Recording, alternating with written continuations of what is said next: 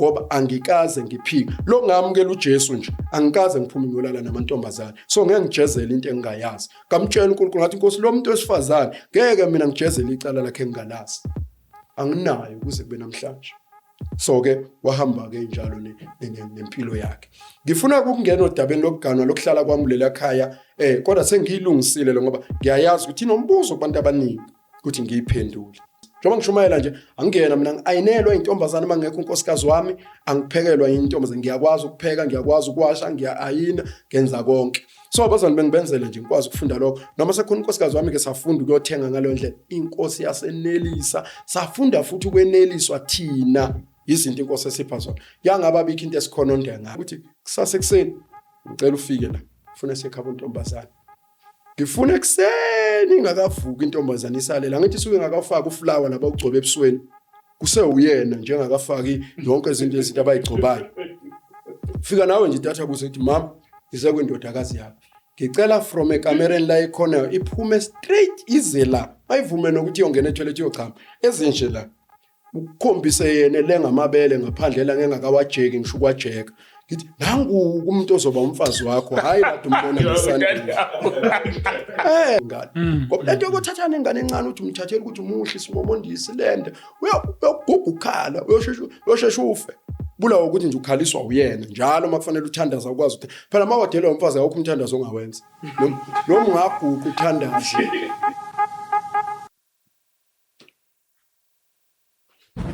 yo mfana kushaya istress ngithi ngizoqala episode but ngiyabona stress sengibambile endlini kuphele yonke into kuphela ushukela imonto impela yepetrol ingane angazi ukuthi ngizoyinika imali yokukhera ngizoyithatha phi isimo siyabheda ndoda umuntu uzohola nini la yo yeah life doesn't wait for payday. That's why Jojo Finance offers fast affordable short-term loans from 100 rand upwards. Mfethu userious ngalento? Yeah, you simply provide your ID, latest payslip, and a 3-month bank statement. The approvals are quick, interest rates are low, and it's a simple process. Manje awusho mfana ba registered singabathemba abantu abanje. Jojo Finance is NCR approved. So now what will happen, a credit assessment will take place to determine your approved credit limit from 100 rand upwards. The number results will be shared with you before any agreement. So bese batholakala kuphi labantu or mhlawumbe ngakhona ukubafonela? You can visit them on shop number 23 Brown Building, 10 Paul Kroger Street, Mbombela, or call them on 079-875-3876. Ayabona laba nkalakathi ngiyabafonela. Mfethu ngidinga imali. Welcome to the Dobe Show. Of course, I hope I didn't Christmas. You already know I'm doing the best show, even James knows. Otherwise, on sound and camera, this thing is usual. I got my man James, and on my right, I got my man Ganda. Is one story at the time and one testimony at the time. If you're new to the channel, please subscribe, press the notification bell, as well as join the membership, and also donate. Our details shown after a disclaimer. Thank you so much. It's road to 200,000 subscribers. We highly appreciate the support and the love and the comments. We do appreciate it. Thank you so much. Shout out to Jojo Finance for sponsoring this episode. We highly appreciate it. Jojo Finance is not Mashonisa, but is a registered institute that is registered with NCR. So please check them out. You must have a pay slip and you must be working. So yeah, they offer only micro loans. If you are working, they only offer you micro loans. So shout out to Jojo Finance for really sponsoring this episode. James, are we on grace? We're on grace. It's God's time. Phethu babuntanda namhlanje. Yeah, babuntanda siyabamukela. Yeah. Sizwile ngathi unohambo olulude sisazokukhumbula. Ngaso uzobuya nini? September. Ngeke wamntanda phela akwazi ukungishiya.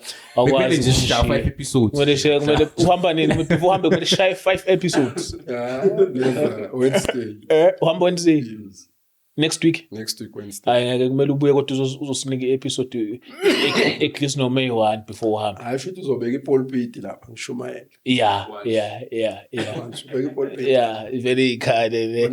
One time. Otherwise, yetata mkhonyana. Uthini mkhonyana? No. The pinga just chill it. It's God's time. Uphuma kodwa wami lapha ekhaya. Masheri guys. Uphuma kodwa wami lapha ekhaya. Kumtshela umakoti ukuthi abheke ishow lapho ngifuna ukuletha iy'nkomo. Angithi umfundisi uTando uhlala ethi kumele ngilobole. Kumele uthathe. Ngithatha usisi kaGandu. Uzothatha usisi kaGandu. Mayefaneleka nje ukuba unkosikazi. Ukuthi brother wakho mase nixoxile nje naye. Sekushoda nje iy'nkomo. I think boma. Mara ungenzi lama game akho lapho. Yaqhubeka lokho uza.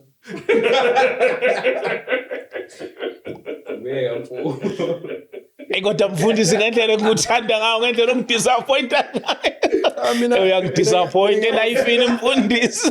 Uyafikela ntombazane njengomfundisi. Manje usona ngathi mina ngiyadlala futhi akudlala. Cha angishongo ukuthi uyadlala kodwa mawusuyekela ama game akho. Cha-ke ngihambisa iy'nkomo phela ngama-game udala. Ya kodwa angithi into efuna uyigada ukuthi even after lezi nkomo zakho kungaveli udaba lokuthi usuyajola futhi.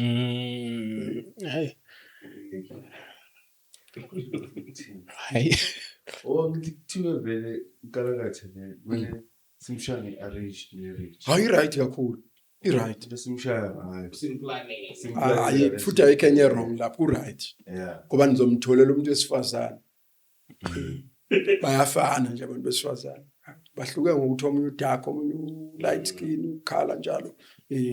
Kodwa uzobe nemtholela umuntu wesifazane uzoba right. Hayi, siyabonga mfundisi. Namhlanje sikhuluma ngomshado wakho, the journey of Baba uNtanda yaqhubeka. I think this is part 1, James. 3. Part 3. Yeah, siyayivala sikhuluma from akusithathe nje usibeke izinto ezenzeka ngomshado wakho and to the viewers asifuni ukhuluma izinto ezenzeka asisho ukuthi khona abantu okumele bacindezeleke noma baphatheke kabi. Uzokhuluma nje ama experiences abhekana nawo emshadweni wakhe from uqala ukuthi wahlanganiswa kanjani kuze uyophela, because abantu bebele ukubengifuna bethi hey Chris siyafuna Baba uNtanda aqhubeke nohambo lakhe. So yeah, No, ngiyabonga kakhulu bafethu, ngibingelele emakhaya abazalwane bonke. Ngibingelele nje wonke umuntu okhona ukubuka lolu hlelo. Angicela ukuhlehla kancane. Kukhona indawana esalayo kubantu ebethi bekunomuntu wesifazane before lokho. Mhlambe ngifuna ukudlula kahle lapho ukuze ngikwazi ukuxoxa lolu daba likhululekile, because bakhona bathi hayi no thina sazi omunye umuntu sazi ngenye indlela.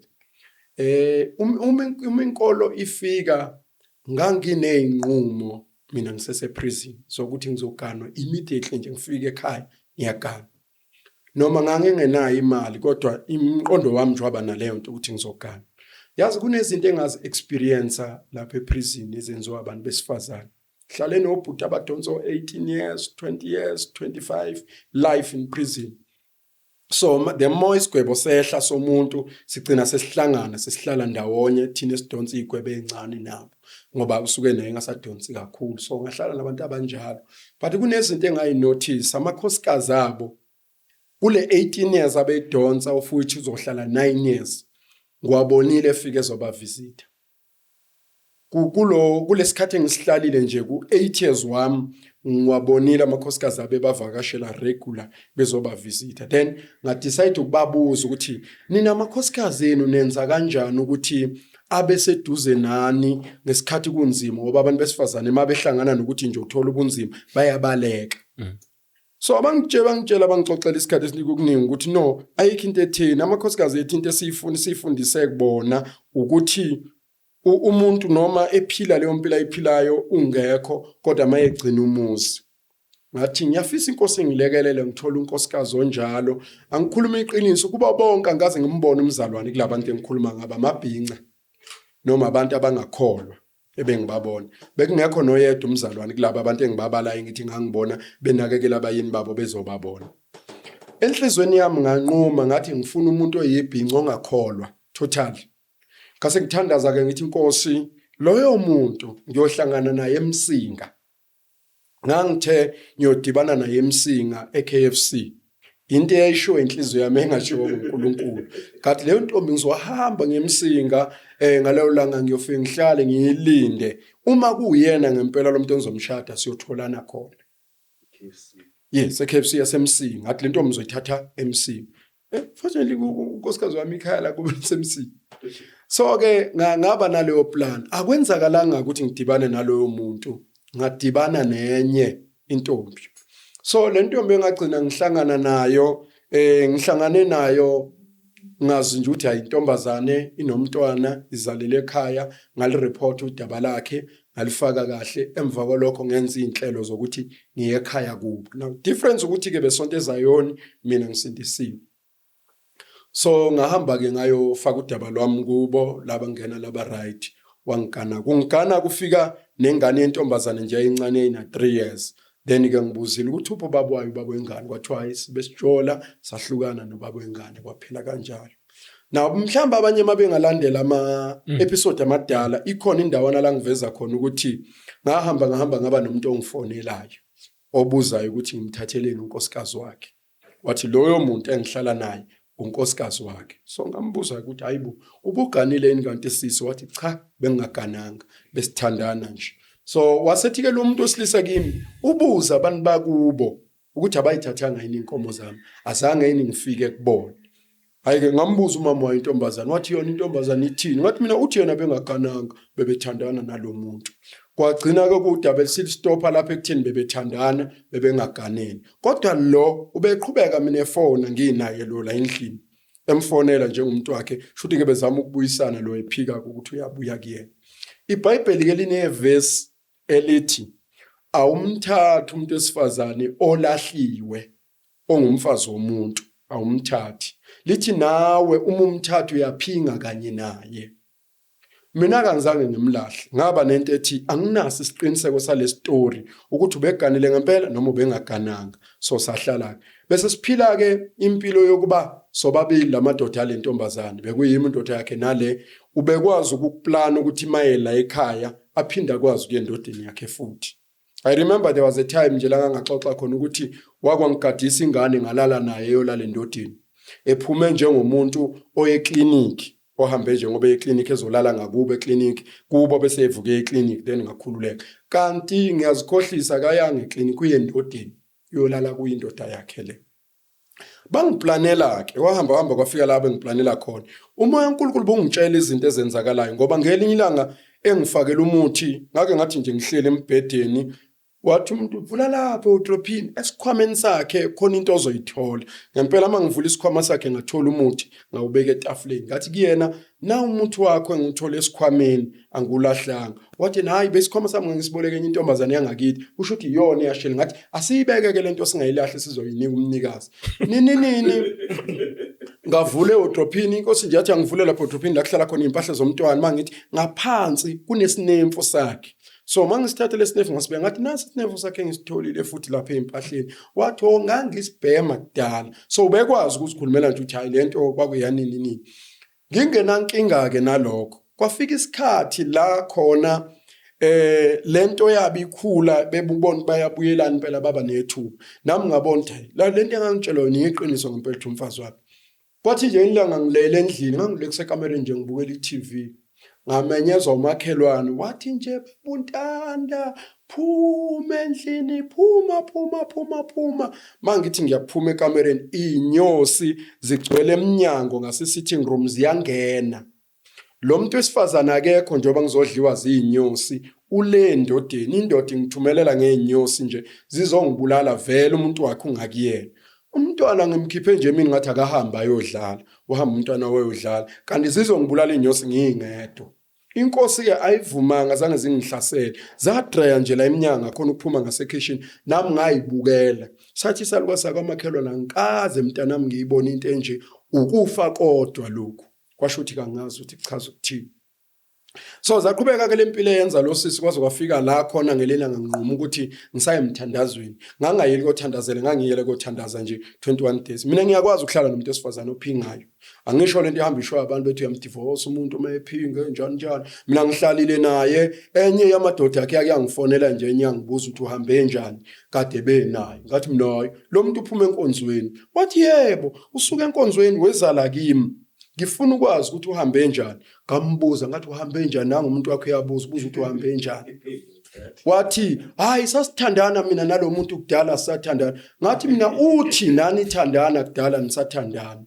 lo wazama ukungi-explain ngathi hayi bhuti please ngazama ukuchaza kimi mina nginehlukanisi nomuntu wakho anginankinga nokuthi nithandane kusho ukuthi benivele nithandana wathi vele besithandana so ke lo uzama ukumphika ke manje ngahlala futhi naye nalapho angaze ngidivorce ngizange kube nenkinga sahlala nje sobabili saphila ngikwazile ukuphila nomuntu ophingayo endlini kodwa into engayifunda engifuna ukuyeluleka abazalwane ngayithatha intombazane engasindisiwe uma umzalwane la kancane ungayilokothi noma ingaba yellow bone noma ingaba njani uma nje engasindisiwe umzalwane ungalilokothi ngoba iyakwazi ukuphila amanga iyakwazi ukukhuluma amanga iphila leyo mpilo nje amanga so noma yini ezokwehlela uzoba nenkingi mina ke ngayiyele emthandazweni ngathi ngisemthandazweni it was day 7 ngithandaza inkosi yathi angibuyele ekhaya impendulo yalento engizoyicela isikhona mina ngangithandazela okunye kanti inkosi iyongikhombisa okunye ekhaya mangifika ekhaya ngifika lo muntu esifazane akekho hayi ngiyamemeza sithando sami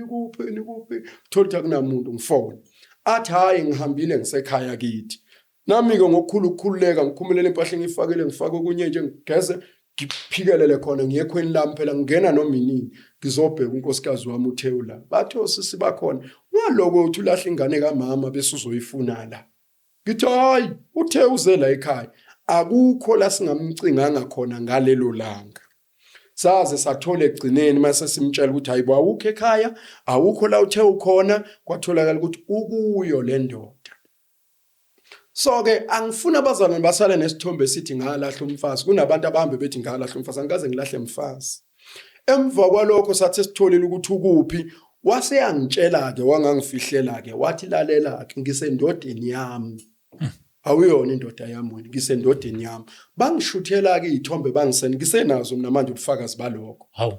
bangishuthela ezinye futhi bephuza bangisendela izithombe ngayibona kwaba ke usuke ngehlukana naye ke from that day ngamgcina ke okwesibili ngambuza ukuthi ngoba ukhulelwe kanti ingane kabani wathi nje awunangane wena la akusiye yakhe ingane manje ke mase sixoxa nodadewabo sesiyabuya ke lesithombe salezi ikhathi bengiyibala ukuthi bethu saye ekhaya kanti uya kule ndoda njalo mangibabalela ukuthi hayibo nini wayethe uzele bathi akakaza afike so wayeyendodeni yakhe then ke lento yokuthi unkosikazi wakhe yabe siyagcwala ke kimi ukuthi oyiqiniso lalisho lo mfo akangimuncanga unkosikazi wami uthatha inkosikazi yakhe then ke ngakhululeka kodwa ke angifuni ukuqamba amanga ngasingumthanda inhlizweni yami nje yasemthanda impela ngake ngazama nami njengamadoda onke ukulwa ngithi ngizama ukuthi ngiyomphuca ukuthi akabuye bavane bangenzela into elula ke bobabili bavane nje banqamulela baye police station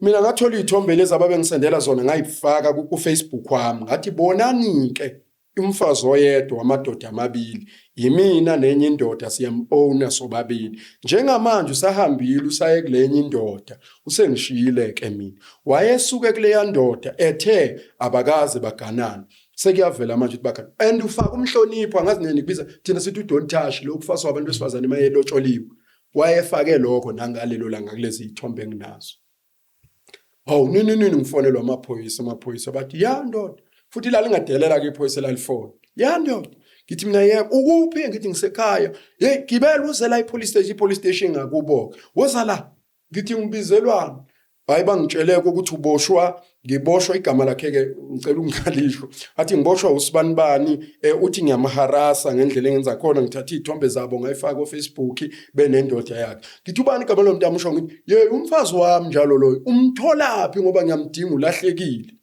athi kiphoyisa kuyena hey nangu lo uthi indoda yakhe athi nje akusiyi indoda yami le indoda yami ile ngihamba nayo so emva kwalokho ke ngibuza ukuthi wephoyisa lo muntu njengoba ukhulelwe ingane yami athi nje ephoyiseni akana ngane nami lo muntu angikhulelwe ingane yakhe akusiye yakhe lathi kiphoyisa kusukela namhlanje njengoba lo muntu esifazane ethi nje akasunkosikazi wakhe phuma uphele kuyena ngoba uma sike sakuthola usondela kuye sizokubopha kwaba ke ukuhamba kwakhe ke ngaqhubeka ke ngayihlalela ke kuze kube khona ke lo nkosikazi yagcwala ke incwadi ngokuphelela ukuthi lo yamuntu inkosikazi yakhe ngamgcina ke galelo langa so ngizama ukuveza isithombe esicacile bonke akekho umuntu engamlahla and umfundisi wami mayeneqiniso engabatshela nje iqiniso abazalwane ngambuza mina ngathi manje ngenze njani ngoba ubuyele endodeni yakhe ngimlande phela mina ngiqena ukumlanda ngasithatha sagila mina ngiyomlanda akungihluli lokho phela mina ngihlale negebengu lokuyana nje uPopayi ngeke ungihlule mina ngakunqamla amathambo mase ngifuna ukumthatha ngibuye naye ngabuza ukuthi ngiyeni komlando wathi akwazi phela indoda ithatha umfazi wayo kwaba ke kuphela kanjalo so angilahlanga mfazi ngase ngithatha umfazi uma kwakuthiwa lo yamuntu akagananga lo yamuntu bebejola bengisazombuyisa futhi ngihlale naye bajole kahle ehlala nami la endlini bengizomvumela bengangibe nankinga ukuthi bajole bebezojola nje futhi ehlala nami la ilala nami empedeni because anginankinga nalokho uNkulunkulu into angenzele yona isimanga lo yamuntu esifazana wafike HIV mina kimi engangitshelanga ukuthi uHIV wayitshela ukuthi uzongithelela ngeHIV wangakwazi bengimtshela ukuthi uNkulunkulu okhonzwa yimina uyaphila mina ngikhonza uBhali khonza uNkulunkulu ophila mangikhuluma ngabantu ukuthi yabakhulele baphila mina ngibone ngami ukuthi uJesu uyaphilisa ephilisa mina sathi ngelinlanga ngoba yazi umuntu ophila uqili uyahlupha njengoba ngithi abazali bangathatha amantombazana angasindisiwe I don't care noma ngabe kunezinqa lento noma kunama hips mangithathe labo doda abangasindisiwe ngoba ngelinlanga ngokwangenzela umhlolo nje wathi ekliniki wathi ubuye ekliniki bathe uHIV ukhane eqala ukuthola ngahamba ngathola ukuthi amanga kade aba HIV lo muntu yimini ekudlalwa ngaye ngase ngiyamxoxela ke ngathi wena uzodla amaphilisi alokhuzana treatment mina ngeke ngikwahle uNkulunkulu ufakazi umoya ingcwele ufakazi angaze ngifebe mina angaze ngiphinga angaze ngihambe ngiyojola so angikwazi kuba neHIV engazange ngiyilande kudingeka oyilandile umtapo wakhe ugcine yedwa but ngifuna ukukhuluma iqiniso besihlangana ngomzimba angizange ngiyithole kuze kube namhlanje angikho HIV angikaze ngibe nalutho ngiteste ngaze ngakhathala ngabona sengikhathele ukutesta manje kuthiwa nginalutho ngimtshelile ngathi hayi mina ngeke ngikujezele icala lakho mina angikwazi ukuthi iHIV ithole kanjani ngeke ngiyithole ngoba angikaze ngiphinga lo ngamukela uJesu nje angikaze ngiphume ngiyolala namantombazane so ngeke ngijezele into engingayazi ngamtshela uNkulunkulu ngathi Nkosi lo muntu wesifazane ngeke mina ngijezele icala lakhe engingalazi anginayo kuze kube namhlanje so ke wahamba ke njalo nempilo yakhe ngifuna ukungena odabeni lokuganwa lokuhlala kwami lela khaya kodwa sengiyilungisile lo ngoba ngiyayazi ukuthi inombuzo kubantu abaningi ukuthi ngiyiphendule uyabona ke esekhona lo makoti okhona mina ngiyambonga uNkulunkulu uganwa umzalwane ngihlala ngokuthula futhi nginokuthula kwangempela ngikubonile ukuthi uma uganwa umuntu okholwayo angisho laba abasonto ensindisweni bangixolele lapha lokho kuhamba nqunu lokho ukuthi makugqoka iziketi lokubona umzimba konke lokho kupenda inzipho lokho kuthiwa kusindisiwa ngisho lezo idwedwe mina ngikhuluma ngomzalwane ngoba umzalwane umuntu ozelwe ngokusha umzalwane nje umuntu ozelwe ngokusha onempilo ehlukile selokhu ke ngahlala naye ngibona umusa kaNkulunkulu kuyo yonke into from nje ekuganweni uyena mina ngiganwa ngalindlela befundisa abagana ngaye abachuza umuntu osebenzayo ole nurse noma ole phoyisa mina ngangifuna unkosikazi uNkulunkulu engizokhonza naye noma engizohamba naye mangenza umsebenzi kaNkulunkulu uNkulunkulu wanginikeza ngenhlahla mina ngayiganelwa isecurity nkosikazi wami bekuyisecurity bekumatshengelani nje oyigadela usebenza nje phathi isiqwayi kayiganelwa uyena futhi nokuthi umatshengelani ngikuzwe ngoba sengitshelwa uyena ngoba ngangafuni ukwazi ukuthi usebenza lapho bangihlangene nendaba yomsebenzi wakhe nganginendaba nokuganwa kuphela into enganginendaba naye so uma siganana kunezinto engamtshela zona uma efika ekhaya ngathi one kumele wazi ukuthi angisebenzi ngiyashumayela and lento eyenziwa befundisi okuhambe bekoleka imali benika abantu envelope angiyenzi mina ngeneliswa imnikelo ongena endlini kaNkulunkulu ungelekelela ukuthi ngishumayele ngawe ivangeli of which nawe impuphu zobuyithole kulokho uma inkosi isinikeze lokho ukuthi kungakanani uyokwamukela lokho kodwa uma lo mshado uzokwehlula ukuhlala ukhululekile ukuhamba akukho la ngizokhanda khona imali futhi ayikho enye indlela engizoyisebenzisa esheshayo ukuthi ngibe nemali ngenele ngalolu hlobo lempilo engiyiphilayo kwaba ukuthi uyaneliswa ke sasihlala eroomini ngaleso sikhathi mina ngibe nenhlanhla nje ukuthi ungigane ngingenalutho ayikho into engathiwa lo yamfazi ungifice naye etheni ungifice ngihlala eroomini uNkulunkulu engibusise ngalezo impahla ngasibona isibusiso sokufika komntwana kaNkulunkulu ekhaya lami ngoba ukusuka lapho siphume lapho sayohlala eflatini singenayo imali yokurent uyazi mangikhuluma ngokukholwa mina ngikhuluma ngale nganekwane engiyengizwe labefundisi bakho babizayo labezoyixoxa incova bethi ukukholwa mina ngiyakwazi ukuphila ngingenayo ishoyo ukuthi next month ngizokhokha ngani. Ngibuyele kuNkulunkulu ngiyomtshela ukuthi uNkulunkulu sivumelene nawe mawungiqasha wathi angize eRandfontein ngizomemezela.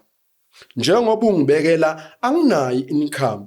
Leli flat engihlala kulo liyabhadarwa njalo ngenyanga bengibhadara 2500 eflatini. Kodwa ngikutshela ukuthi iagreement engangiyenza nomnikazi wayo yayithi ngikhokha nge15. Njalo makuzoshaya i15 imali yakhona bengiyithola isikhona. Inkosi siyilethile ngibhadara. Lo makoti ngimtshela ukuthi makubiza ukuyogrosswa mina ngiyazi igross abazalwane bayenza kanjani laba abasebenzayo. Angiyazi sithi ngaqala ukushumayela kodwa ngiye ngibona uNkulunkulu engenzela umusa ngathi mangibala indleko zakwami ngaleso sikhathi ngathola zenza 8000. Loyo 8000 engawuthola indawo kodwa bengibona uNkulunkulu enza isiqiniseko sokuthi impahla zasestore ema-furniture shop engiyikhokhela ngiyikhokhela, iflat ngiyarentela, ukudla ngiyakuthenga, ugesi ngiyawuthenga. Selo ngakholwa ngaze ngirobha ugesi. Ngithenga ugesi from 500 ukuya phezulu. Angikaze ngirobha ugesi kodwa isiqiniseko sokuthi uNkulunkulu uyenzelana ngikubonile enzela mina. Saphuma eflatini sathutha sayothola indlu sahlala endlini naye bese irent e4 room. Masihlala kule ndlu uNkulunkulu bengenzela umusa ngangendlela ukuthi umndeni walapha wagcina ungiyekisa ukurent. Kwathiwa ngingarent angihlale njengomuntu oyigadile. Ngahlala manje sengigadela indlu ngingasarenti ngahandelwa impahla inkosi yangandisela impahla. Kwafika isikhathi la khona sizoba nomntwana. Nganginalento ethi mina ngicina ukuba nomntwana eminyakeni ngaleso sikhathi ngangibalo 17 years ngagcina nje ukuba nengane. Le ngane lenginayo izohlanganisa u2 maduzane. Ubhuti wakhe amlamayo una 22 ngoAugust 16 this year. Ubhuti amlamayo. So ngangikade ngineminyaka ngagcina uba nomntwana. So yonke into ekuthiwa ithengela umntwana ngayikho engangisayikhumbula ukuthi ibiza malini. Kodwa ngangithi nje Nkosi ngiyakholwa ukuthi uzongondlela abantwana uzobanakekela. Ngikhumbula ukuthi sahamba saya estore unkosikazi wami ekhulelwe sayothenga izinto ezo2. Kwakuyirompa ngazi noma nengubo nane nebhakede. Ngiyacabanga sathenga izinto ezingafiki ngisho 500 rand. Sabuye sayibeka sethi isikade ngazi ukuthi umntwana uzozala. Kuleso sikhathi ngangiswela iselfoni ngangikade ngisebenzisa iSamsung. Ifoni yami yayinomkhuba ukuthi lama Samsung ashesha agcwale urecord inkonzo. Ngase Nkosi ngiphi ifoni ephilayo ekwazi ukurekhoda and yezinga ngoba mina nginawo amandla okuyoyithenga kodwa ngicela ungenzele. Ngase ngithi umntwana engizoba naye isibusise vela ku ngicela kuqondane ngiyithole le foni engiyifunayo. Ngase ngiyaka Vodacom ngayo-applyela bangichitha bathi angiqualify. Get day unkosikazi wami oyezobeletha ngayo kwenzeka nje umhlolo. Jasithandaza sithi uNkulunkulu sicela ngabelethele sibhedlela asisifundi nisibhedlela. Ngicela abelethele la ekhaya. Kwakuloku umthandazo wethu nje sithanda. Kanti ngosuku azobeletha ngalo ngoba abeletha ngenyanga ka7 ngaphuma nje kusene ngithume edolobheni wathi ngiyothenga into ethize ngamshiya wasala wahelelwa. Mayehelelwa kwadinga fonele iambulance ngoba kanamuntu la ozomsiza. Yafika iambulance. Umkami wathi engena nje ambulanceni wayembeka umntwana. Azange aye ngisho eclinic ukuthi awuthola umntwana khona wayembeka nje umntwana wahanjiswa eclinic esemphethe umntwana wakhe seyakhona. Mangibuya mina edolobheni omakhelwane bathi unkosikazi yokusihambile uyobeletha futhi uhambe umntwana esekhona. Hawu kahleni bu ngoba lo muntu umshiye ngenankinga nje kwaba kanjalo. The very same day ngasimangizwa ukuthi useclinic sekufanele ngiyomlanda eclinic kwangena ucingo la kwa Vodacom. Hayi indoda si-approve ifoni yakho wozoyithatha ifoni isikhona i7000. Ifoni ngizoyithatha kanjani ngoba nene ukhokha ngazokhokha kwasho ukuthi ifoni isitholakele. Bahamba ngalanda umntwana ngabuya naye. Ntambama kwafona omunye umzalwane naye ngeke ngimushe igama lakhe. Wathi ngizwile ukuthi unkosikazi wakho uzoba nomntwana. Ngicela ukunilethela impahla zomntwana. Ngajabula ukuthi kusho ukuthi ungiqoqaqoqela amasekeni noma mhlambe umntwana wakho usezoshiyela umntwana wami impahla. Kwakimi kwakwenele noma engagqokanga njengoba ngishumayelele akukho mali engiyibhekile okwangempela. Kangeneliswa nje ukuthi umntwana wami uyogqoka lokho ezilonge evala umzimba. Hawu simlinde lo sisafika ebusuku ngoba umntwana wabuya semdeni. Umntwana wabuya semdeni kwathiwa uright uyaphila wabuya weze ekhaya umntwana. Wafika lo mzalwane ebusuku mayefika ngathi hey basekamereni labo bantu umuntu ubelethe namhlanje wadiliza imoto igcwele ibhuthi igcwele la emasithini ngemumva yonke impahla. Lengane enginayo angakayi koyithengela impahla selokuyazalwa izohlanganisa u2 impahla lethelwa zona zazihamba zizayifika ku2 years. inqwaba izikhwama ngezikhwama engangithulula impahla kuzona, ngoba uNkulunkulu wangibonelela ngathi ngiyavula lezi zinto zinama prize, zinama label, uyayibona zintsha, akho ngisho kodwa enginikeze kona kwakugqokwa izingane zakhe lo sisi. Wayethenga impahla ezintsha, ukuthi wayethenga noma njani angazi, kodwa wayesilethele nje impahla entsha yodwa, kwaba ama toys konke kuze kube namhlanje. Inkosi ke yasiphatha ngaloyo musa, wasinakekela umntwana. Ukudla ngengizwa abantu bekhala bethi imali ngizothiwa awosisi laba bakhanda izinwele ngezimali zeqolo zabantwana. Ngathi nje uNkulunkulu angifuna umntwana ondlwe ngemali yeqolo noma ngemali le yabantwana yegrant, ngoba kuyobe kuchaza ukuthi uNkulunkulu akangithumanga mangizokondlelwa uhulumeni ngehluleke kondla umntwana. Uma uNkulunkulu kuyena ongipha abantwana futhi ngibizwa uyena, akangondlela ingane. Ngiyangibona mayifika leyo mali siyithatha sithenga amaphempasi, sithenga ibisi kuphele, ngithenge ngikhipha imali ngiede ngibona kanti umntwana uyakhula nje, inkosi iyakondlela ikukhulisele. Owami abamntwana bakhula kanjalo babondlwa uNkulunkulu.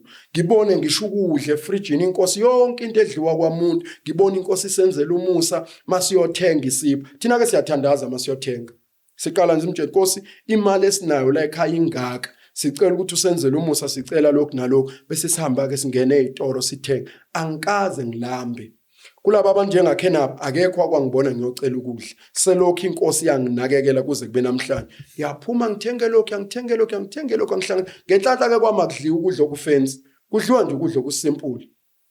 Nabazalwane bayazi abake bakhonze nathi. Mina nje bengeke ngithi ngibazalwane mfana baphekela ubhontshisi namathaphu, bahle pheka ipapa. Ngelinye ilanga abazalwane baphekele rice nenyama yenkukhu. Ngelinye ilanga abazalwane baphekele ujeqe, ngoba izandla zami ngiyakwazi ukwenza. Njengoba ngishumayela nje, angiyena mina ayinelwa intombazana mangekho unkosikazi wami, angiphekelwa intombazana. Ngiyakwazi ukupheka, ngiyakwazi ukuwasha, ngiya-ayina, ngenza konke. So abazalwane bengibenzele nje ngikwazi ukufunda lokho. Noma sekhona unkosikazi wami ke safunda ukuyothenga ngalo ndlela. Inkosi yasenelisa, safunda futhi ukweneliswa thina izinto inkosi esipha zona. Yangaba bikho into esikhononda ngayo, yaze ya-add inkosi. Sengeke ngibone ke nokuzimuncuncwane efrijini ngithi hawu inkosi yami, kudliwa ngisho amayogathi lapha kuze kube khona noshokolate, ngithi kuyabuswa, inkosi yasinakekela. Zizinto engazona izidingo lezo, izinto nje zobumnandi engeke ngizwe noma unkosikazi wami kwesinye isikhathi ethi awusise lapha eMcDonald's phela ke siyodla khona, nami ngibone ngicaphuna kokuncane enginako, nginika abantwana bami bahambe bayodla lapha. Isibusiso esafika nalomfazi ekhaya lami. Ngangabakhohlisa emshadweni wami, ngitshela abakubo ngithi uNkulunkulu ngibusise ngomfazi oyisibusiso empilweni yami. Nginokuthula, angikwelethi ngisho abantu lento yokuhamba ngiboleka izimali ngoba ngixaka umfazi. Phela befundisi baxakekile la ngaphandle, bafazi abadlali. Nase befuna ukwenza inwele lezi amahasha bayifaka emakhanda, bangenisa amadoda la shumayela ezikweletini, athi nhli ezikweletini, angakwazi ngisho ukushumayela iqiniso, ngoba lento ofana ikhanda inzipho sika Sathane lezi ezinde. Then ke funa indoda ingene ezikweletini ishawude abazalwane ifuna imali. Bonke abantu abakhonza nathi banokuthula, akekho engangambuzo kweshumi, ngoba ngibizwanga mina okweshumi, ngabizwa uNkulunkulu.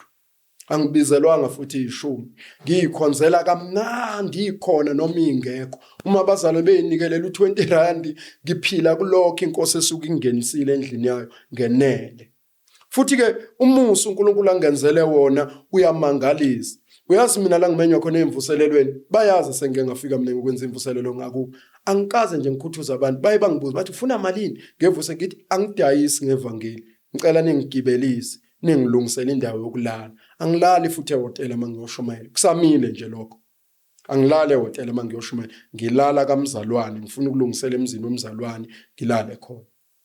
So ke ngibona inkosi ingenzela umuzi, ngishumayela ngiqede emvuselelo mhlawumbe iviki lonke, bazalwane banginika imali yokugibela. Inkosi ivana ithinta umuntu ade engekho ngisho emvuselelweni okwenye indawo, anginikelela omunye nje athi ngiqede imvuselelo wayengifakela u8000 rand, labazalwane benginikeza u2000 rand wokugibela.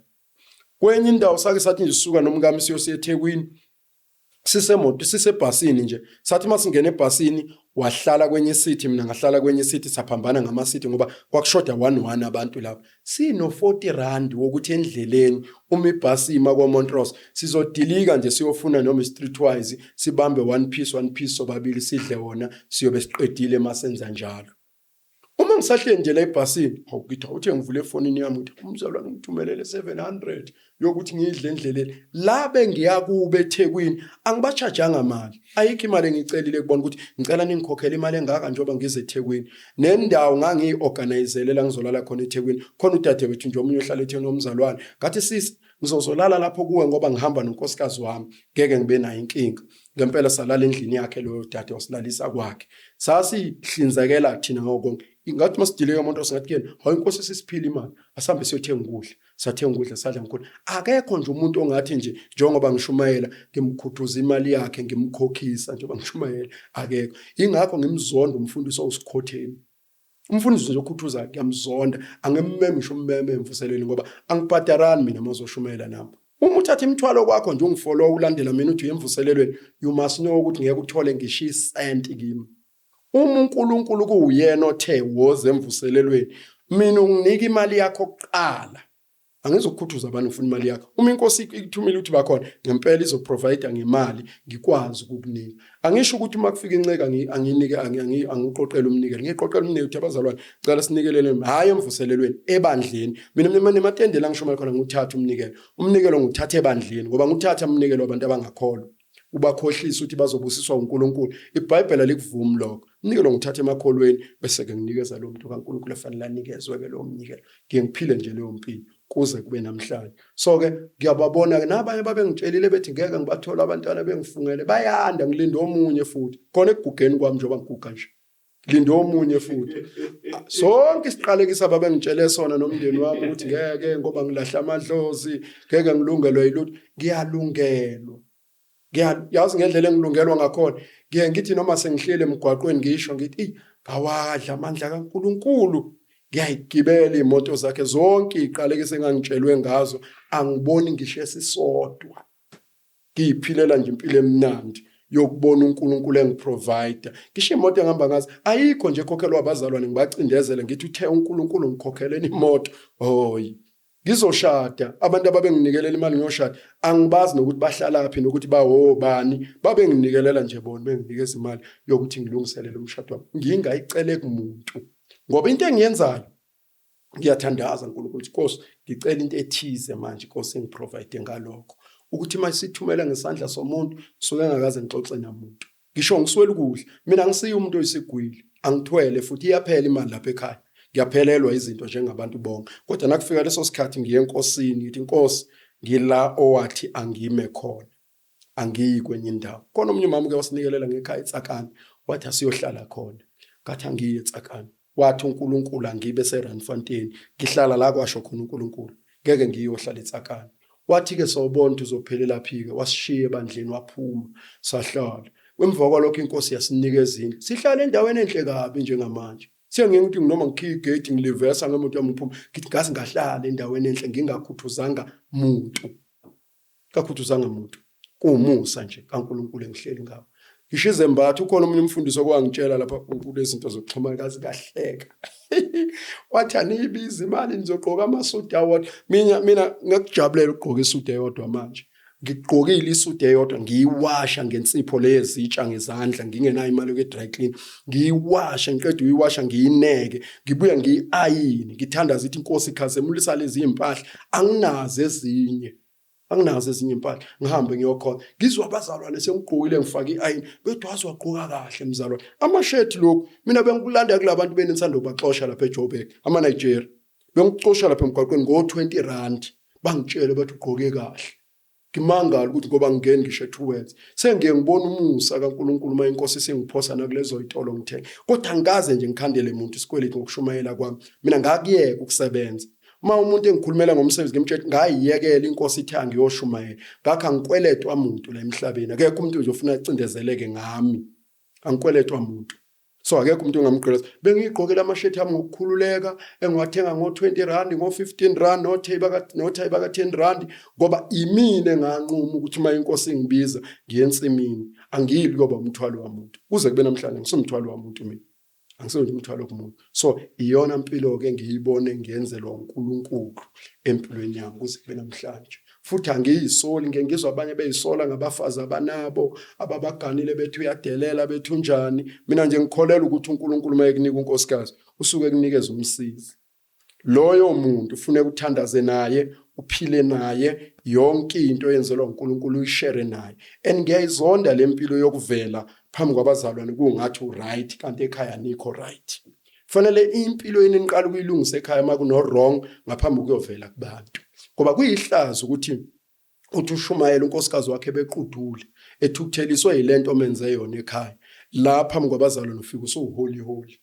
Ngiyayizonda nje leyo mpilo. Ngiyayizonda nje inhliziyo yami yonke. Ngiyakholela ukuthi impilo eright ifune iqale ngale ekhaya then siphumele kubantu si right. Angikaze ke ngibe nesikhathi la sibanga khona. Siyahlala nathi kube khona la singavumelani khona ngezinto. Kodwa kufikela khona sixoxa size sivumelane ngayo. Yabona nje le imali wayengakholela ukuthi nje ethi pho sophila kanjani wena mawukuthi uthi awuzucharge imali mawubizwa ngathi thula ubukele ukuthi uNkulunkulu akazi ukukwenza yini konke. Kuze kube namhlanje useze wakufunda wakubona ukuthi iphilela ngokukholwa. Nayiphelile imali iphelile siyaqhubeka nempilo.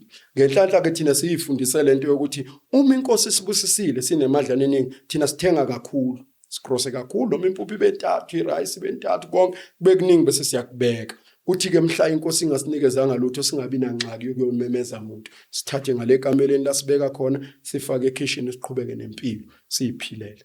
Siphilele lo mpilo nje. Nakumntwana kunjalo uma inkosi sibusisile sithenga amathina bemabili noma bemathathu siwabeke sondla abantwana bethu siqhubeke siye phambili.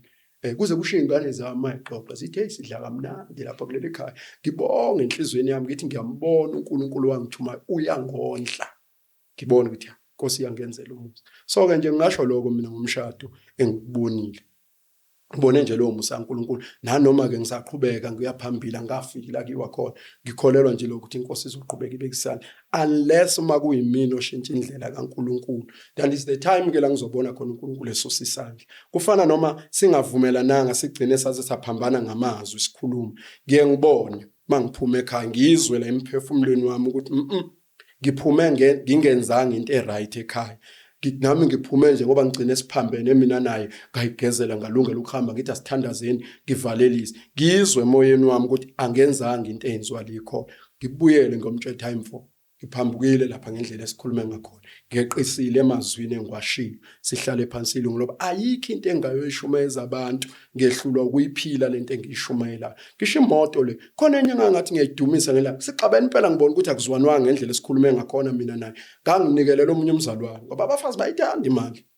Nginikele lo umzalwane wafona nje kuseni wathi nje mzalwane ngicela R1,000 ingane iswele imali fanele benjengamanje iyoqala emsebenzini ayinayo indawo yokuhlala so kudingeka R1,000 ngavanga likhipha ngingacelanga kuyena ngoba ngabona mase basidiscussa sogcina lo mzalwane singamnikanga ngavanga likhipha R1,000 ngamnikelela kwabuya kwaxatshwana wathi usuthatha imali yokugcina besinayo wena ubona ukuthi ngcono uyinika abanye abantu ngathi benginikela ngizokwenzani ngoba lo mzalwane ufuna R1,000 kwathiwa likhona vele ngamnikeza ke lo mzalwane R1,000.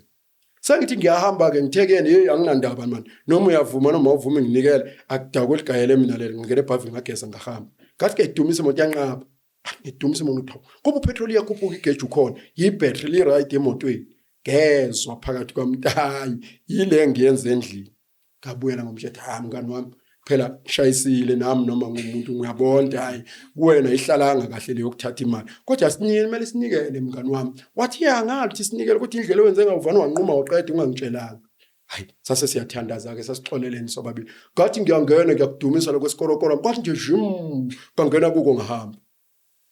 So iyona mpilo mina ngiyiphilayo uma ufuna ukuphila nje lempilo ephila kwamile nale gebengu ngizwa abantu ukuthi abazali bafaka abazalwane bavala izindlu benze ukuthi mangene mina ngishumayela ivangeli ngihlala endlini ebekudabula abantu ngala bephume banqamule ngala baphume bethi ngiphume ngiyovuselele ngiyohlala inyanga yonke kungagadi umuntu endlini yami kusale zonke izinto engayiphiwa uNkulunkulu ngithi uNkulunkulu iTV angifuni ukuyifaka enhlizweni ngoba mhla bayithatha ngiyokhala ngithi kodwa ngigadele impahla zami njengesithembiso sishilo. Mina bengangifonela umakhelwane ukuthi akugqekeziwe ngapha nangapha kwami ugqekeziwe ikhaya lami lisela liqhekezwe kugqekezwe kunabantu abalele endlini kodwa kwami ngekho umuntu. Ngikholwa ukuthi uNkulunkulu wangithuma uyena ofanele avikele ikhaya lami ngeke ngisole umuntu ngalokho.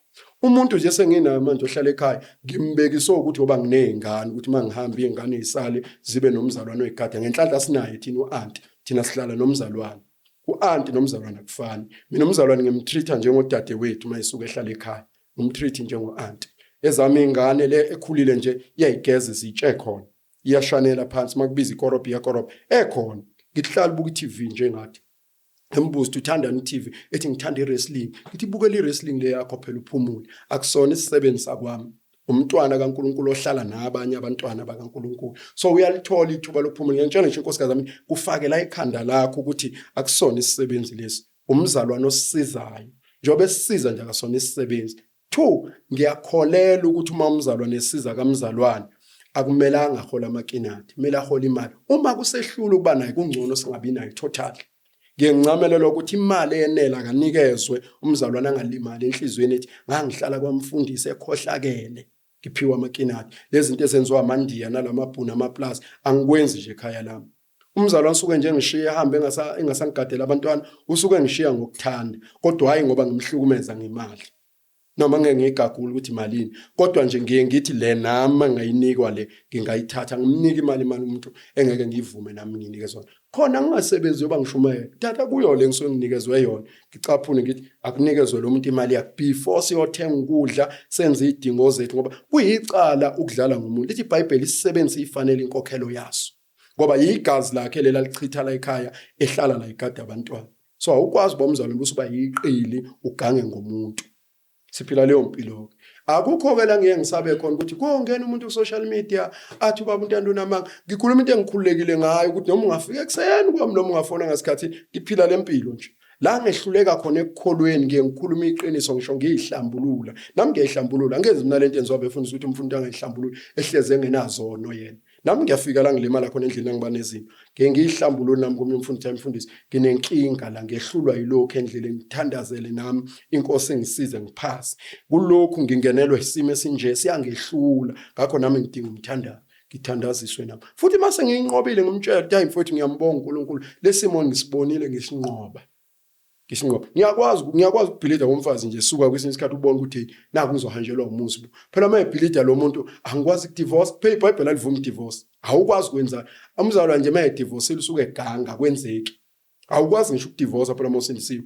Ngisho usuthanda noma ungahamba uyothola ummeli ongqompela okwazi ukulwela. Sukuyidlalela ngesikhathi mawudivorcile. Ayikho inkolo kuleyo nto. Manje ufuna umncenge noma ngadela umfazi afike usukazi nayo ukuthi uzomncenga ngoba una choice. Mawungenile emshadweni nje senze ungenile akukho umnyango ukuphuma. Ingakho noma ungafika la uzochaza ukuthi hayi ngimlahlise ukuthi akafuna ukupheka alikho ivesi elithi lahla umngakho ngoba akakwazi ukupheka. Ufuna umfundisi.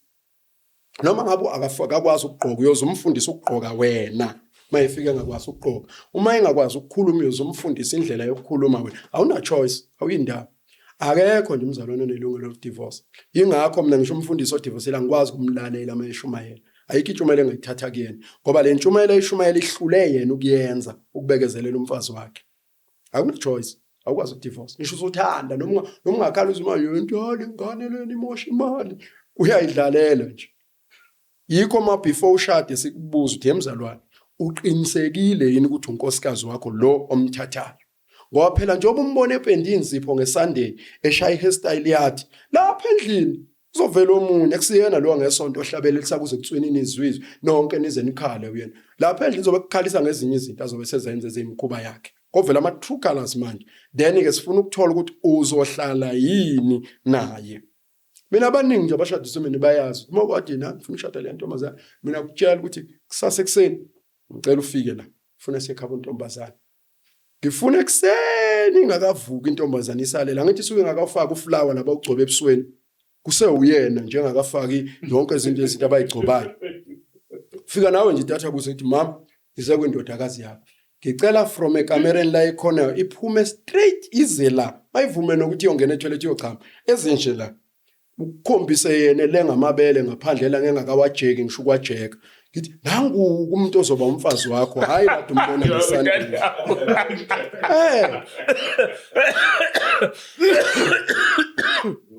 Egqoka i-night dress yakho umbona uyalenga namhlanje umbone kahle khona noma usuhlala naye ungazocabanga la umbona ngeSunday ubone nje ungqo wakhe ukuthi nangu umfazi ozomthatha. Siqhubeke nodaba noma sime mayithi asiqhubeke ngiyalifaka kudaba entombini ukuthi entombi lensizwe ifuna umshado kuwena kodwa mayithi cha Ngoba lo wangeSunday usuke ekhandwe ngeSunday ngikutshela iqiniso wonke amadoda ahlala ngokugqilazeka lana abafazi abayipendayo ayagqilazeka ngoba le yanto uyayikhanda ngeSunday ayiphopotha gcobe nezipho zakhe ngalelo langa akabe into engathi right okwangeSunday kuphela lokho enzela ukuthi bayombuka namakwayikwayi lapha esontweni bese leke ehlabelela into engapheli. Kodwa umfazi nje wangempela umbona mawufika lapha kubo ufikile uzombona ubona ukuthi lento le engagezi ngisho izitsha nidlule lapha ekitchen ekuxhuthi izitsha khona zigcwele nakwakho fanele ubone ukuthi kuzoba njalo njengoba eyilento kubo nala nizogana nizoba njalo uzoswela impahla zokugqoka ngoba lento ayikwazi ukuwasha ayinasikhathi ihlala igqiqe edolobheni up and down ihamba amadolobha ithi bisayobona emall ukuthi iyokwenza window shopping. Then iyona impilo ozoyiphila fana nomfazi ohamba imizi yabantu wambheka nje seyintombazana bayijwayele ukwehla enyuka nabangane emzini yabantu noma usuganiwe uzofica isiqoqo samakhosikazi sigcwele kosofa kwakho khulunywa ngamagama abantu. Iyona into azoyiphila noma usuganiwe akaqali phela usuganiwe uyena eseqala ukuzenza umuntu osehole sewumama umfundisi bayazi iskim sakhe bayamfonela kufonela iskim sakhe baxoxe naye indaba zabantu abanye baze beze ufica ligcwele amakomishi lade kuphuza iti xoxa ngamagama abantu. Umbone seyintombazana mawuhlangana nje naye uthi ha mfundisi wangithola kabe emgwaqweni uyaphi hayi ngisawuvakashela umngane wami nozoshada mina ngamtshela bese ekhaya uthi ayithatha mzalwane ngeke ngikuphikisa ngoba usho ukuthi eintombini oyibonile uyithandile kodwa usazosebenza ke kusafuna umnqande ukhiphe lento yokundinda kuyena ngoba akahlaliseke ekhaya. Umuntu owehlenyuka nje lo sazosebenza umsebenzi wakhe inkosikazi ngoba lo muntu njengoba ehlala egcwele umgwaqo nje kusazoba inkinga empilweni yakhe. Then ke yilolo kuhlobeniswe ngibatshela ukuthi uzothola umfazi onjalo mayesekhala esegane ngiyamkhumbuza mayesefika naye esethi usenza ukuthi usenza ngithi hawu kahle mzalwane lento akayiqali ngawubevele nje na before kugane nalo sifazane mayezokhala ngalo ethi uselala namantombazane usekangafuni ukulala nami endlini njani ngithi ujwayela ngithi ulala amantombazane enkonzweni that's why ngikalala nawe uzolala nawe kanjani uphumuko lalo omunye uyabalala enkonzweni. Phela baningi obrother baphila leyo mpilo wonke amantombazane esontweni afika afuna ukwa-taste wonke aqale kuyena then noma eseganiwe ngeke ayiyeke lento uzophila lempilo. That is why abazana uhamba bezwe bethi wathi uNtando uyaqinisa mina ngiqinisa mina ngithatha iBhayibheli njoba nginjalo ngilibeke la mina ngifika ngekukholweni ngomuntu ongcwele njoba abanye abantu bengicoma bethi ngumfundisi ora mina ngafika ngumgulukudu nje ngiphumela ejele okokuqala okwesibili ngangaboshelwanga nokuthi ngangisuke ngangiyenzile ngisho into engangiyiboshelwe ngayiphendukela nje ngakholwa.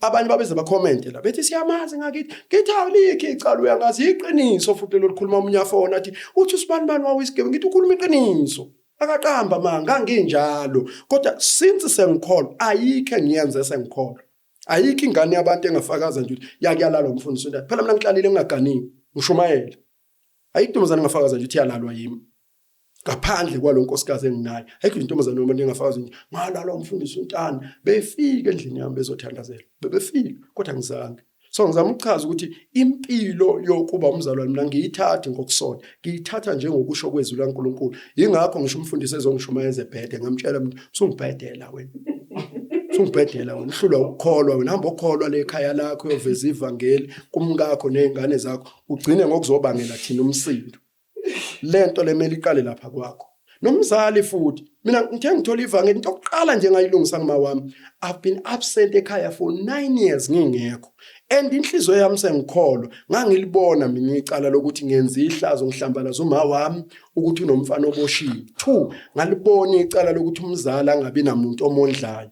Mina mase ngishumayela into engangiyenza mina nganginamaguzu la kuthiwa umjantshi ngangivana ngwaqoqa umjantshi bese ngifaka izicathule eplastikini ukuthi mase ngizofika enkonzweni ngiyigqoka uma abazalwane bengiphi imali ngiyithathe ngiyibeke ukuthi makuphela inyanga ngibala ukuthi nginawo wena u2000 rand ngithumelela uma wami ekhaya.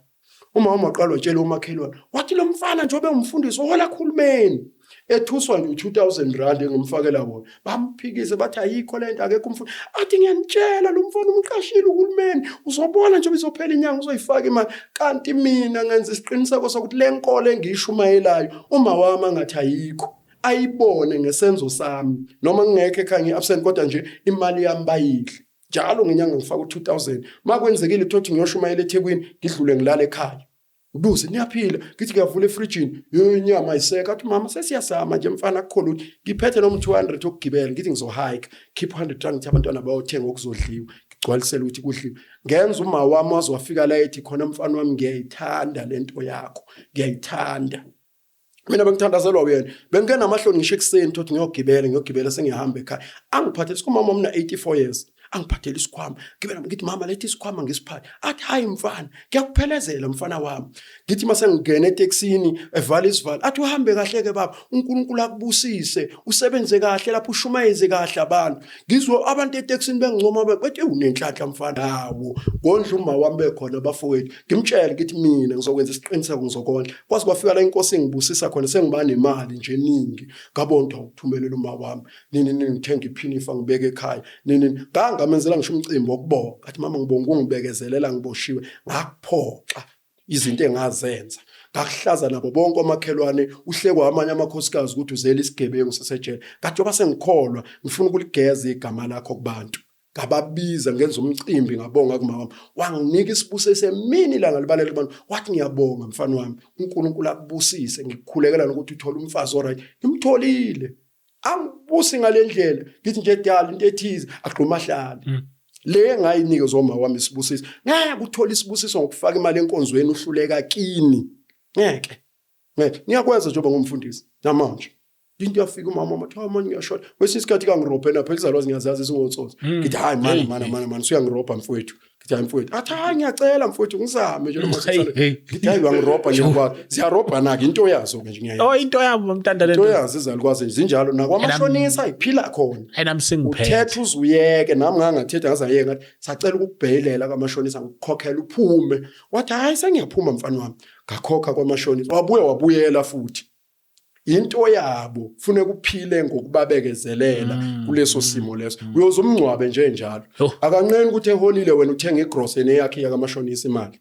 Uthi niyenzeni imali? Athi anginalutho mfana ngiyahlupheka. Uwe wedwa ongisizayo mfana wami. Lapho usuke sefuna ukudabukisa. Ngithi ayikho into engizoyenza kuthenge leyo grocery ngimnikeze leyo grocery. Ngiyibona uNkulunkulu engibusisa ngiqhubeke ngiye phambili. So mina wami umshado nje uphilwa ngaleyo mpilo. Ayikhenye. So inkosi ingenzela lo musa. Ukuhamba usuku nosuku. Hayi, no siyabonga kakhulu babuntanda. Siyabonga ukuthi uzokashela namhlanje. We really appreciate it. I think abantu abaningi abasemshadweni abazobebhekele le video bazofunda okuningi. Ukuthi ngiyabekezelelwa nemshadweni ungashadi futhi ungenayo isho. Yeah. Uthi yenza nje. No, kuyabekezelelwa impela. Futhi nje fanele wazi ukuthi awushadi uzodivorce. Uzoshada afanele nikuguge futhi umthandazeli umkakho uthi angafi. Mina ngithi noma thiwa ngakuhlupha umthandazeli thafi ngoba sengibona into ebhlungu empilweni. Lo mthandazeli ukuthi afe uthola worse than lo adunayo. Worse uzofisa ukuthi ube uyomvusa emathuneni. Yiyo ngiyamtshela umkami noma singaxabana nje ngithi wena asiyindawo nawo awuphumla. Noma ngiyindawo sizoze silungise sibe right sobabili. And umthandazo wami ukuthi ungalokothi nje ufe ngisengaka. Ngoba ngifuna ukuthatha umunye umuntu. At least mangangishese ngo60 70 ngabonga. Nje angeke nje ngifuna ukuthatha umunye umuntu. Ngoba ngimazi oba wese okunjani. Abafundisi abaningi mangababheka amakhosikazi abazingane. Divorce umfazi awuthatha ingane iyamshuka ingane encane ayidlali kanjalo. Yamshuka wena ngambona mayefika la ezenza umama umfundisi ekugaxela lokhu kuncane ekugodlile. Yamshuka zingane lezi. Ingane nje ihlezi ingane ekuzishintsha. Uma usuhlala naye usumbuza umuzwe ehayizi ibhathi ethi kube kuyadivorceka ngabe ngiyadivorce manje. Uyabili ufisa lesasalukwazi sakhe ehlala naso sasingcono kabi kunalododa yahlala nawo. Angithi kwakuhlabelela lento yokubona kuhlabelela lapha phambili kushaya ithomoyo kuchwecha uthini nalapha emshadweni kuyochwecha. Makufika lapha kufuneka unkosikazi lento ayazi ngisho u1 emshadweni. Ihlula ukupheka ipapa lapha makuthiwa ipheka ipapa elizodliwa abantu. Funa uzusukume makwabona abantu bengena nje behlala etafuleni ngoba bazodla into ehlaza behambe bekhuluma abantu bethi akakwazi ngisho ukupheka. Nalokho ngiyabakhuza abafundi bayeke ingane ezincane zihambe zodlala nezinye ingane. Ngoba lento yokuthathana ingane encane uthi umthathele ukuthi umuhle isimomondisi lende uyaguga ukhala uyoshesha ufe. Bulawa ukuthi nje ukhaliswa uyena njalo makufanele uthandaza ukwazi ukuthi phela mawadela umfazi awukho umthandazo ongawenza. Noma ungaguga uthandaze. Inkinga osubhekene nayo ukuthi lithi iBhayibheli umthandazo wendoda exabe nomfazi uyathiyeka. Awukwazi ukuthandaza naye futhi awukho umthandazo angawenza edelele wena. Anina-choice nje. So manje kufanele njalo uhlale uyincenga impilo ukuthi akungenzeki kube nento ephuma eceleni ngoba yaphuma eceleni ithiya lo mthandazo. Angikwazi ngisho ukuthandaza ekseni ngithi Nkosi ngiyaphuma ngestudio Nkosi ngiyothula udaba kubani ngoba uzobe kubuka kanje ngamehlo ethi uSathane uye estudio ehluleka la ekhaya. Then ufuna ulungise la ekhaya. So impilo nje omshado idinga ukubekezelelana ngoba angeke nihlale ningalimazana. Kuba khona nje okuzovela uSathane akufake futhi yona institution ayizonda kunazo zonke uSathane umshado. Then fune njalo fune nihlale bezele nithandazelana umkhulekelo unaye umkhulekelo uwedwa ezinye izinto yomthandazela uNkulunkulu ukuthi Nkosi ngifisa ngathi angashintsha kulento ethize engazi yena umkhulekelo ukuthi Nkosi ngicela umsize kuloko. Mina ngihlezi ngwatshela amantombazane nabantu besifazane ngithi mina ngagana umfazi wayeyilokhu uzana ngizothi irasta wayena dreads unkosikazi wami ekhanda siganana nje wayena dreads futhi yangifihlele kahle ukuthi ngingaboni ngoba wayethwala ekhanda ngithi ngiyayithanda lento emhlizweni yami hayi right kakhulu umuntu mase kusuka ufika usuku lomshado irasta lele ngizoshada ingaki irasta kuyena kamnyeka wadlula umshado mase sisekhaya ngayiqala kahle nje ngathi mina ke sifunde iBhayibheli sobabili. Hawu sahlala phansi sahlala esofeni savula ivesi savula amavesi wathi hawu bengalazi leli vesi ngathi nathi mina unkosikazi akathwali ngoba mina ngithe akathwali ekhanda hayi mina bonke abantu engangathandana nabo emhlabeni bayazi ngibathengela amabhluko abathengela ama-tight ukuthi bahambe nqunu uqala nje ngayo ukuthi athwale ekhanda ngoba ngambuza ukuthi umzalwane yini wathi yebo ngathi asifunde iBhayibheli nawe salifunda naye uyena wayinqumela ukuthi athwale ekhanda ngaze nje ngize ngisho ukuthi akathwale ekhanda noma ngathula iduku kusasa ngeke ngimbuze ngoba uyongitshela yena ukuthi usefundele iphi ivesi elisholoko uyithwalele ngoba kuyiBhayibheli lakhe safunda izwi naye safundisa uyena wathi angiphelezele sesalona yogunda amadress wanempandla bamsusa phansi bamshemula ekhanda waqala phansi wamila inwele kabusha uhamba kinwele uyazenza kinwele akusiso kisona ukuthi umuntu wesifazana alungisa inwele ngeke ngikwazi phela ukuhlala nogogo namaqatha mina ekhanda engathi salikwazi so inwele uyayilungisa nje sibe clean ayithwaleleke hayi lento ihamba inkulumo yabantu bebheda la bethi kuthi umuntu angayilungisa inwele umuntu wesifazana iBhayibheli lami ngilifunda lithi inwele zuludumo kumuntu wesifazana zuludumo so awukwazi ukuthi ngamkhipha ukuthi angayilungisa so ngizama ukuveza ukuthi ziningi izinto omakhuluma ngomshado esingayidingi nje ingane lezi encane ehamba ebheda zithi ifuna ungena emshadweni ezofike zibahlule emshadweni bese uzothi umuntu usephumile yebo Thank you so much to Church of Finance for sponsoring this episode. We highly appreciate it. Thank you so much. It's Church of Finance. They are registered NCR. Otherwise, yeah, they are not so much on this, but they are registered institute. So yeah, check them out. Otherwise, James, are we out or what? Yeah, we out. Let's go.